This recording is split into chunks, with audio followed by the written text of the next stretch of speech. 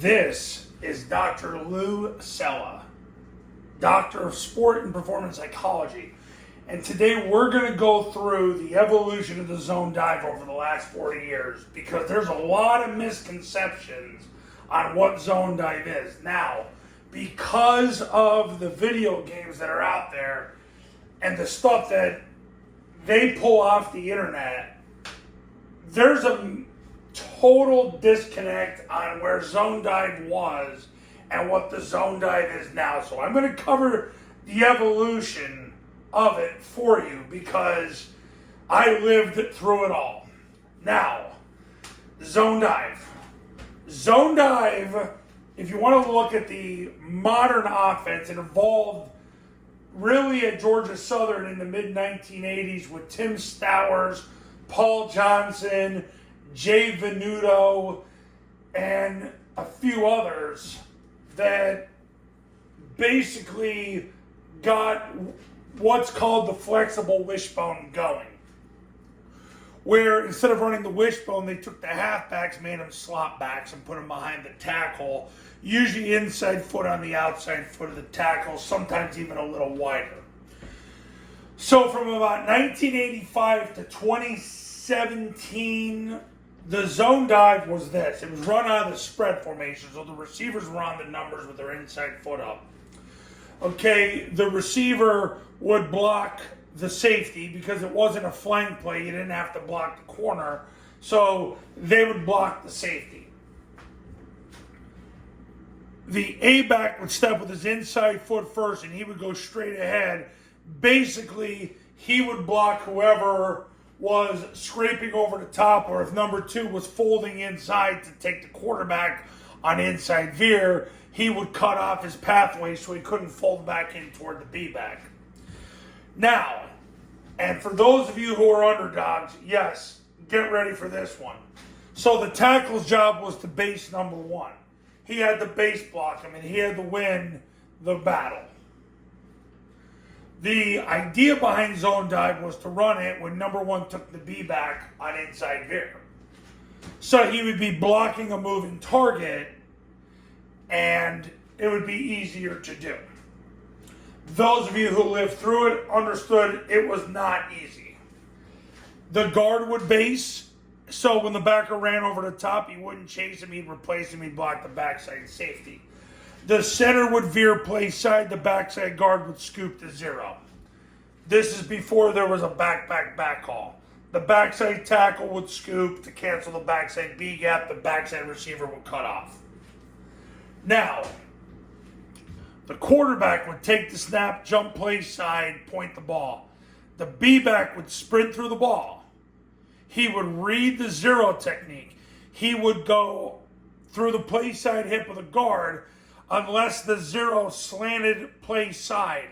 If he slanted play side, he would bend behind the zero technique. That was a lot of clinic talk. Now, as a good boy and being a disciple of Paul, that's how I taught it for decades. Is that the B-back would press through the play side hip of the guard, but if the zero slanted there, he would bend behind him. Quarterback would then run off tackle and basically not have the ball. The backside A-back would leave at the snap and run the pitch. That's how the zone dive was run. So, that was hard. The reason you ran zone dive was if number one took the B-back on inside veer, you would base block him and then you would run up inside because you're blocking the guy who's taking the B-back, and the Mike would run himself out of the play. That was the premise behind it. Some people referred to it as the zone give. When I heard Ashley Ingram speak about it at Bucknell University almost 20 years ago, he referred to it back then as the zone give. Okay, so that's what was going on from 1985 to about 2017, even into 2018.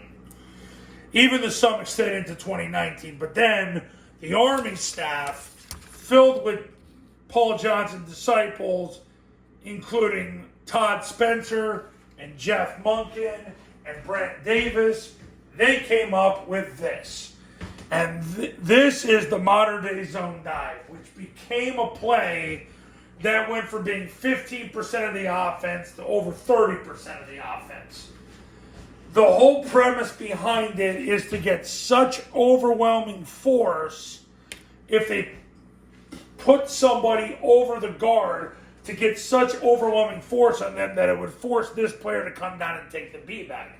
Because the problem that a lot of triple option teams were having, including when I was coaching, was teams would just let you hand the ball off. They put him on the dive, him on the quarterback, him on the pitch, and say, go ahead. You can't block us anyway. And they'd let you hand the ball off, and hand it off, and hand it off. And it was frustrating, because you hand the ball off, then you'd run rocket toss, then you throw it down the field, then you punt. Because you were just that limp where you couldn't do anything. Army got sick and tired of getting pigeonholed like that. So they said, we're going to force number one to come down and take the B back. So we're going to triple team whoever's over the guard, so this guy comes down and has to help out. And that's what ended up happening, and it changed the entire trajectory of the offense.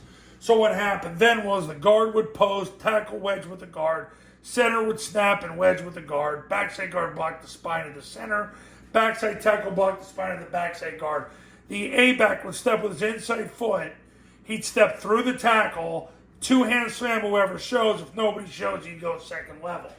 So he would block whoever took the dive.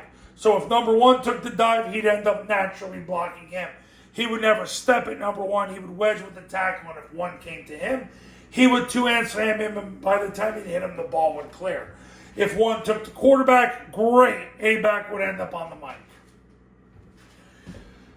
They messed around with having the third guy in the surface block the mic and then let number two run free and take the quarterbacker to pitch. Then they started eventually fan blocking him. Backside receiver would block the goalpost. Quarterback would take the snap, jump play side, point the ball. The B-back would sprint through the ball, sprint through the play side hip of the tackle, and then sprint through the end zone. Because of where the tackle ended up, it really wasn't any different than the old zone dive, but now there was no bending back inside behind the zero. He would just press it and hit it home. Backside A would leave at the snap and run the pitch. Quarterback, though, would accelerate to the perimeter to carry out the fake, to pull the perimeter people with him. Because they knew if this guy went with the quarterback, they wouldn't have to waste the guy blocking him. So you've got a dive play, and you don't have to block number one. And when they would load it with the third guy in the surface, you wouldn't have to block one or two if one took the quarterback and two took the pitch.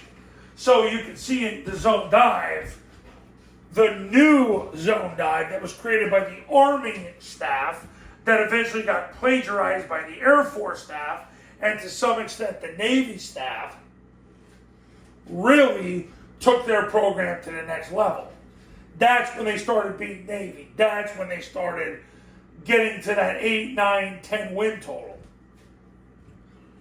But the zone dive was invented to put such overwhelming force on whoever was over the guard that number one had to come down and take the B back. Because they knew if that happened and you still couldn't get 4 yards, they could come back and run mid-triple the next play and get a pull or pitch off it. It really started off as both inside veer and mid-triple. Now it's purely mid-triple. But that's the evolution of the zone dive. So you're going to read stuff on the internet and it's going to give you basically what Paul Johnson did from 1985 to 2018. And it worked, but I'm telling you right now, the issues among my teams, meaning my personal teams, and my clients' teams were, it was a lot harder to run than you would think. You had to have a lot better players. Here you don't. You're getting a triple team.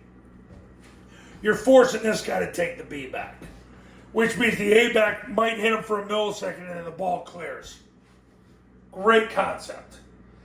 Changed everything. It was about 15% of the offense. For the last 10 years it was run the way it was run. Now it's about 30, 35%. So it really took over, and it took the pressure off running as much triple option. Now triple options run about 10% of the time. So this modern day zone dive really changed the game. So when you see stuff on the internet, or you're playing a video game and zone dive, the base blocking, or you see some small college base blocking on zone dive, understand that the millionaires made the decision to run the modern day zone dive, to get overwhelming force on whoever was on the guard, to force number one to come down, which totally opened up the offense and allowed Air Force to have their first 8-0 start since 1985, and so many other great things, especially with Army as well. So this is the zone dive that's being run today. The old zone dive, you'll see it on the internet. People still don't know what they're doing. It's okay. That's fine. Follow this. Do what the millionaires do. You'll be fine. Coaches, if you want to win big in 2024, pick up the phone. Give me a call. 570-332-0265. 570-332-0265. And go to tripleoptionfootball.com/testimonials. You can see all the success stories that have come out of my camps and my academy. The academy is $997. You get it for 2 years. You're going to learn through the 3-step clinic how to install as you play call, how to play call as you install, and how to persistently practice perfect plays. There will be over 100 hours of drill video, 50 plus hours of past installation clinics, game video of my state championship level clients. I do a webinar with you and your staff, and I'm on call 366 days a year for the next 2 years. You're going to get it right the first time. We're going to get you 3, 4, 5 plus more wins this year. But it starts with you calling right now and becoming a client today. $997 for the next 2 years. That's it. You paid $997 once. You've got access to all this for the next 2 years. You'll learn the process within the process within the process. Call now. I'll see you later.